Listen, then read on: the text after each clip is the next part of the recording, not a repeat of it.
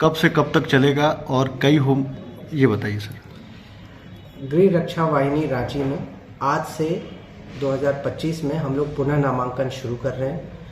इससे पहले 2021 में पुनः नामांकन हुआ था। झारखंड गृह रक्षा वाहिनी का जो नियमावली कहता है कि हर 4 साल में गृह रक्षकों का पुनः नामांकन होना है।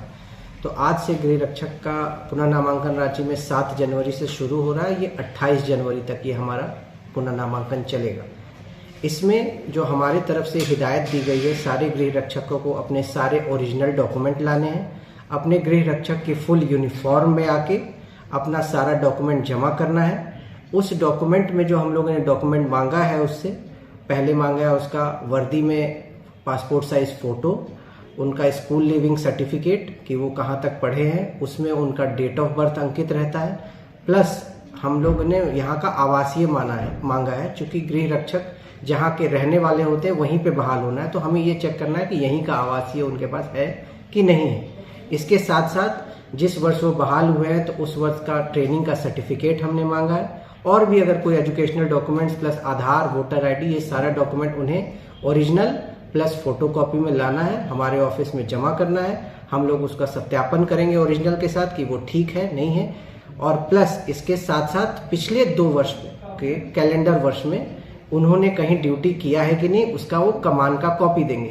कमान से हमें ये पता चल जाएगा कि पिछले 2 वर्ष में हमारा गृह रक्षक एक्टिव रहा है कि नहीं है, इमरजेंसी ड्यूटी किया है कि नहीं, किसी तरह का ड्यूटी में सहयोग दिया है कि नहीं सरकार को।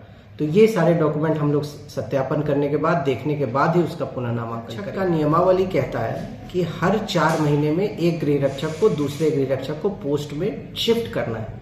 कहीं एक जगह कोई गृह रक्षक को लंबी अवधि तक नहीं रखना है, ये नियमावली में भी है। मुख्यालय का भी सख्त निर्देश है कि एक गृह रक्षक को 4 महीने से ज्यादा ड्यूटी नहीं देना है। ड्यूटी देना है तो चेंज कर देना है पोस्ट। उससे फायदा होता है कि कहीं एक जगह हमारा गृह रक्षक परमानेंट नहीं होता है, क्योंकि वो स्वयंसेवी संस्थान होता है, प्लस चूंकि हमारे ऑफिस से वो संचालित होता है। अगर वो किसी एक संस्थान में बहुत ज्यादा दिन रुक जाता है तो फिर ना वो कमान लेने में इंटरेस्टेड होता है और वो वहीं का रह जाता है, वो हमारे ऑफिस में, और रोटेशन नहीं होता है, तो सब गृह रक्षक को अपॉर्चुनिटी नहीं मिल पाती है काम करने की। जैसे कोई ऑफिस में चला गया सचिव कोटा में, अब वो रह रहा है 5 साल 4 साल से, तो कोई नए गृह रक्षक को काम करने का मौका नहीं मिलता है, तो बहुत सारे नए गृह रक्षक बैठे रह जाते हैं। तो ये पूरा प्रक्रिया का प्राइमरी पर्पस यही है कि सारे होमगार्ड को समान अवसर मिले, ड्यूटी का हर जगह ड्यूटी करने का मौका मिले। इसीलिए हम लोगों का है कि कमान रेगुलर चेंज होता रहे एक जगह से दूसरा जगह तक। बहुत सारे ऐसे अभी विगत 1-2 महीने में हमने पाया है कि बहुत सारे संस्थान में, बहुत सारे पोस्टों में एक गृह रक्षक काफ़ी वर्ष से रह गया है। अब उसका रिटायरमेंट हुआ है नहीं है, अब जब वो कमान लेने आएगा तब हम डॉक्यूमेंट चेक करते हैं, तभी हम कमान निर्गत करते हैं। अगर कोई गृह रक्षक हमारे ऑफिस में कमान लेने ही नहीं आता है, लगातार होता है, तो कई एक जगह पाया गया है कि रिटायर्ड गृह रक्षक भी काम करते रह गया है काफ़ी लंबी अवधि तक।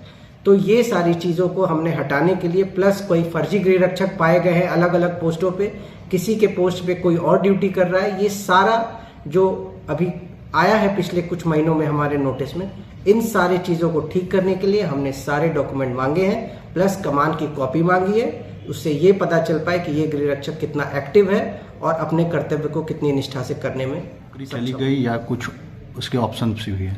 नहीं, 2023 और 24 पिछले 2 कैलेंडर वर्ष के पास की अगर कमान नहीं है उसके पास इन केस, तो उनका पुनः नामांकन पूरी तरह से रद्द नहीं है। अगर वो नहीं है तो हम लोग मुख्यालय से परामर्श करेंगे, और हमारी यही कोशिश रहेगी कि 2 कैलेंडर वर्ष के पास जिसके पास नहीं है, वो उस विभाग में, जिस विभाग में काम कर रहे हैं, उस विभाग से वो लिखवा कर लाए कि हम इस अवधि से इस अवधि तक यहाँ पे काम कर रहे हैं, प्लस हमारा चरित्र में, हमारे काम में किसी तरह की कोई दिक्कत नहीं है, प्लस हम लोगों को सैलरी स्टेटमेंट चाहिए होगा पिछले 2 साल का जहां वो काम कर रहे हैं, जिससे पता चले कि वो रेगुलर ड्यूटी कर रहे हैं। विभाग चिट्ठी भी दे, बैंक स्टेटमेंट भी वो दे कि हाँ हम यहाँ लगातार ड्यूटी कर रहे हैं और हमारी सैलरी क्रेडिट हो रही है, तभी हम उसको मानेंगे कि हाँ वो गृह रक्षक एक्टिव है, और एज ए स्पेशल केस हम उसको कंसिडर करेंगे। लेकिन ये जनरल रूल नहीं होगा कि सबके लिए, कुछ लोगों के लिए जो स्पेशल केस होगा उसी का हम ये मानेंगे। ये जनरल रूल नहीं होगा। हमको कमान पिछले 2 कैलेंडर वर्ष का चाहिए होगा पुनः नामांकन करने के लिए।